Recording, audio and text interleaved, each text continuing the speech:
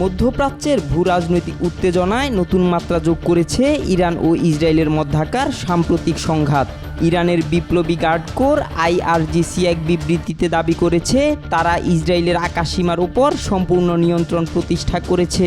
তাদের মতে সম্প্রতি চালানো ফাতাহ ক্ষেপণাস্ত্র হামলা ইসরায়েলের প্রতিরক্ষা বলয় ভেঙে দিয়েছে এবং দেশটিকে একটি কর্তৃত্বের বার্তা পাঠানো হয়েছে। বিবৃতিতে আরও বলা হয়, আমরা অধিকৃত অঞ্চলের আকাশের উপর পূর্ণ নিয়ন্ত্রণ অর্জন করেছি এবং এর বাসিন্দারা এখন ইরানি আক্রমণের বিরুদ্ধে পুরোপুরি অরক্ষিত।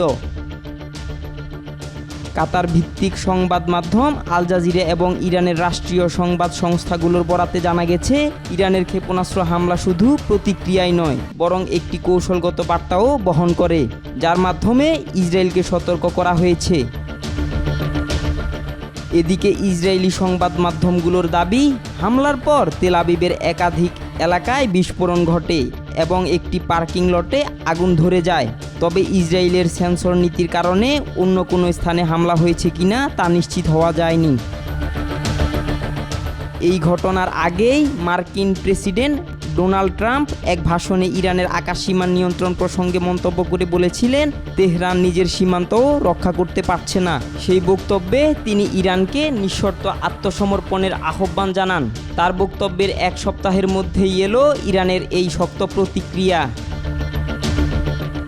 বিশ্লেষকদের মতে এই পাল্টাপাল্টি হামলা ও বিবৃতির মধ্য দিয়ে মধ্যপ্রাচ্যে একটি নতুন সামরিক উত্তেজনার অধ্যায় শুরু হতে পারে। বিশেষ করে ইরান, ইসরায়েল, লেবানন ও সিরিয়ার মতো দেশের ভূমিকা এখন আগের চেয়ে অনেক বেশি গুরুত্বপূর্ণ হয়ে উঠেছে।